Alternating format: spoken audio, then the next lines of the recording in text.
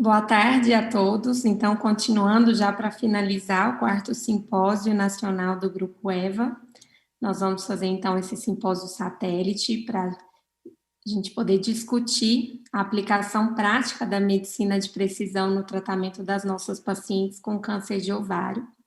Agradeço o convite da AstraZeneca pelo simpósio, e o objetivo é que a gente discuta casos clínicos e fiquem à vontade para mandar suas dúvidas e discussões aí para a gente. Então, iniciando, esses são os meus conflitos de interesse. O primeiro caso é uma paciente de 50 anos, que de antecedente tinha apenas uma hipertensão leve e tinha um antecedente familiar de uma mãe com câncer de mama aos 70 anos. O ano passado, ela começou com quadro de sangramento vaginal pós-menopausa, fez um ultrassom transvaginal para investigação que mostrou uma massa anexial direita. Ela fez tomografia que, além da massa anexial, mostrava alguns implantes peritoneais, uma ascite pequena, tinha um marcador tumoral CA-125 de 890. Ela foi para uma cirurgia upfront, com uma esterectomia total, com salpingoforé e a ressecção dos implantes peritoneais, linfadenectomia. Há um relato do cirurgião de que não foi possível ressecção de implantes na superfície do reto alto. Veio na patologia um carcinoma misto, com maior componente de um carcinoma seroso de alto grau e menor componente de carcinoma endometrioide. Então, em resumo, eu falo que essa é a paciente da vida real, né? Que vem com uma doença localmente avançada, muitas vezes já chega para a gente operada, com relato de uma citorredução subótima, porque tinha doença no reto. E a gente sabe que isso é a realidade dos consultórios, né? O que a gente mais encontra na prática são pacientes com carcinoma localmente avançado e que a gente sabe que a sobrevida desses pacientes a longo prazo é bem aquém do que a gente gostaria de oferecer para elas. Então, recapitulando, que já foi bastante discutido, para um paciente com câncer recém-diagnosticado e operada, o que a gente tem de tratamento padrão pós-cirurgia é uma combinação com platina, o esquema mais utilizado é carboplatina com Taxol. A gente tem a opção, no caso de uma paciente como essa, de além da quimioterapia intravenosa, de oferecer quimioterapia intraperitoneal, mas é uma prática que cada vez menos em uso pela morbidade, pela complexidade técnica e também pelas novas opções terapêuticas que a gente tem. Temos a opção de fazer carbo e taxol semanal, né, que é uma prática utilizada principalmente para as mulheres mais idosas, com performance muitas vezes mais prejudicado. E temos também a opção de adição do anti-VEGF, o bevacizumab, à carboplatina e o Taxol, que a gente tem alguns dados de aumento de sobrevida livre de progressão nesse cenário. Tá? Então, essa paciente eu acabei fazendo a combinação de carbotaxol e bevacizumab, e ela completou os 6 ciclos. Mas sempre quando a gente vê uma paciente com câncer de ovário, a gente pensando nos dados, né, de um paciente com câncer de ovário localmente avançado, a gente sempre se pergunta o que a gente pode fazer a mais para melhorar a sobrevida dessas nossas pacientes. Então, além do bevacizumab, o que eu poderia oferecer a mais para essa paciente? Então, a gente sabe hoje que existe uma recomendação das várias sociedades, NCCN, ASCO, SDO, de sempre fazer o teste genético para todas as pacientes com câncer de ovário. Eu consegui fazer para essa paciente o teste Miríade, tá? E ela veio com status HRD positivo, com score de 42, e ela veio sem mutação de BRCA1 ou BRCA2, tá? Então, só para lembrar, a gente pode avaliar a deficiência da recombinação homóloga em 2 estratégias, uma buscando a causa dessa deficiência e outra buscando o efeito. Então, quando a gente busca a causa, a gente faz testes de mutação genética específica.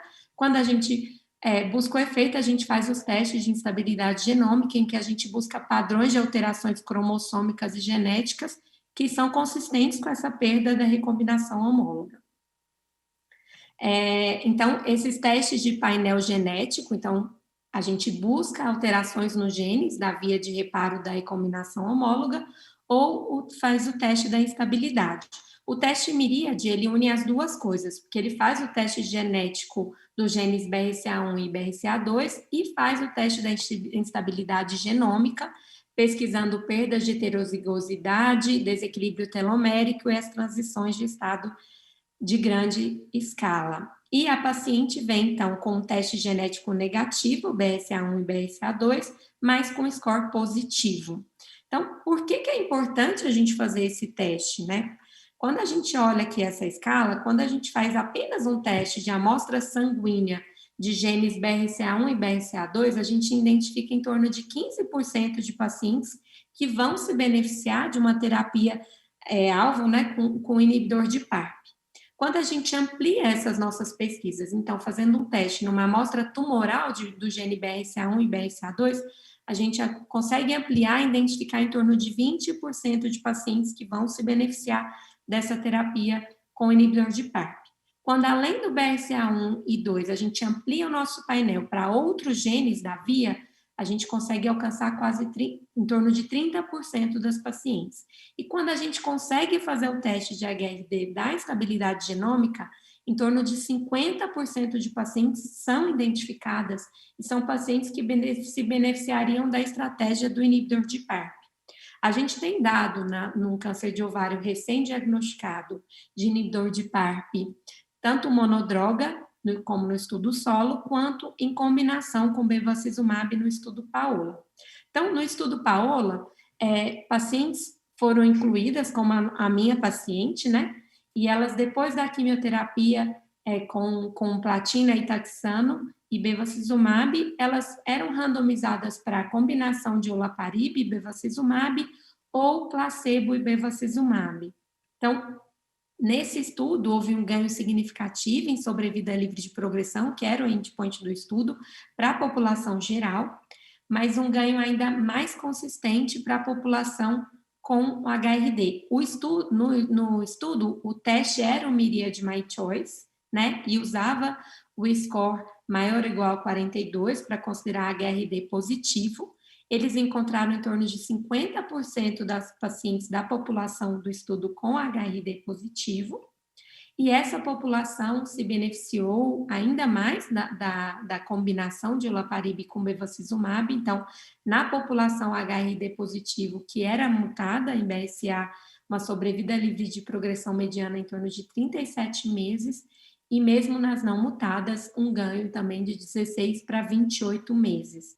Então, inclusive pacientes com risco mais alto, numa análise exploratória, em que eles avaliaram os pacientes que não fizeram cirurgia ótima ou ficaram com doença residual, esse benefício da combinação também se mostrou. Então, baseado nesses dados, essa foi a minha opção, de a combinação para essa paciente de olaparib com bevacizumab.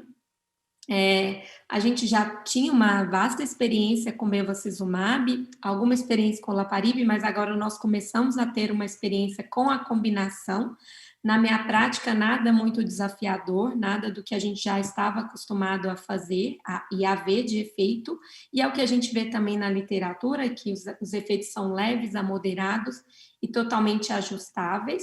Essa paciente se queixa bastante de fadiga, é uma queixa muito frequente para os pacientes que usam inibidor de PARP, mas eu não necessitei nenhum ajuste de dose. Ela tem hipertensão, mas também não houve um de controle pressórico com a combinação. E o que a gente sempre se preocupa muito com essa classe de medicamentos são os efeitos hematológicos, mas quando a gente vai ver os dados de efeitos grau 3 ou 4, é um número muito pequeno de pacientes, principalmente os efeitos da leucemia, né, induzida e doença pulmonar intersticial, que são muito raros. Eu não tive nenhuma experiência na prática e não quero ter esses efeitos mais graves. Eu tenho considerado uma combinação bastante segura. Então, só continuando, então, o outro caso que eu trouxe para a gente, né, da aplicação desses novos dados na prática. Então, é uma paciente de 60 anos, médica, que teve no passado um câncer de mama triplo negativo aos 40 anos, e aí com 60 anos a paciente se queixa de um aumento de volume abdominal, fez uma laparoscopia diagnóstica que tinha uma massa anexial, o anátomo mostrava ser um cistoadenocarcinoma seroso de ovário, com infiltração de trompa, um acometimento peritoneal extenso, ela no pós-operatório um marcador de 1.200, e diante do antecedente foi solicitado um teste genético para essa paciente que mostrou uma mutação em BRCA2, né? Então, pelo antecedente do câncer de mama, e a gente sabe que as mutações em BRCA1 e BRCA2 aumentam muito o risco de câncer de mama e ovário, e essa paciente teve as duas neoplasias. Então, eu iniciei, como não foi possível a citorredução, a gente começou com a quimioterapia neoadjuvante com carboplatina e Taxol. Ela fez 3 ciclos e foi para a cirurgia. Até houve uma grande discussão se valeria a pena nesse momento, pelos dados que a gente tem do estudo fase 3 com HITEC na cirurgia de intervalo, mas a gente acabou discutindo bastante e pelo fato da paciente ter a mutação BRCA, ou seja, ter esse alvo, que a gente sabe que existe uma terapia com uma alta eficiência para ela, a gente acabou decidindo por não acrescentar essa morbidade na cirurgia dela, e ela fez uma citorredução ótima, tá? E aí, então, é uma paciente com carcinoma de seroso de ovário, estadio 3, que faz uma citorredução ótima e é BRCA2 mutado. Depois da cirurgia, o que a gente vai oferecer para essa paciente? Como ela teve uma citorredução ótima, até acompanhei as discussões dos casos, eu concordo com as outras colegas, eu tendo a não oferecer o bevacizumab, então, o que eu acabei fazendo para essa paciente foi a carboplatina com o Taxol. E, diante da presença da mutação de BRCA2, a gente pode discutir que essa paciente se encaixou nos dados do estudo SOLO 1, né, que fez a terapia de manutenção com olaparib, que foi um estudo fase 3 randomizado. Então, essas pacientes como a minha foram randomizadas para olaparib ou placebo. Eles incluíram em torno de 35% de pacientes com cirurgia de intervalo, né, então essa minha paciente foi muito bem representada aí no estudo, e houve uma redução do risco de progressão de doença e morte em torno de 70% com a adição do olaparib. Então, hazard ratio de 0,3. E a gente tem, inclusive, dados mais recentes no segmento de 5 anos dessas pacientes, em que um benefício de sobrevida livre de progressão de mais do dobro. Então, 48% das pacientes em uso de olaparib sem progressão em 5 anos. Então, um dado extremamente animador, né? E também outro dado interessante, que até foi comentado nas discussões, é que a gente percebe um ganho, porque nesses estudos as pacientes faziam olaparib por um período de 2 anos, mas que esse ganho se mantém além dos 2 anos do uso da medicação. Então, outro dado extremamente animador.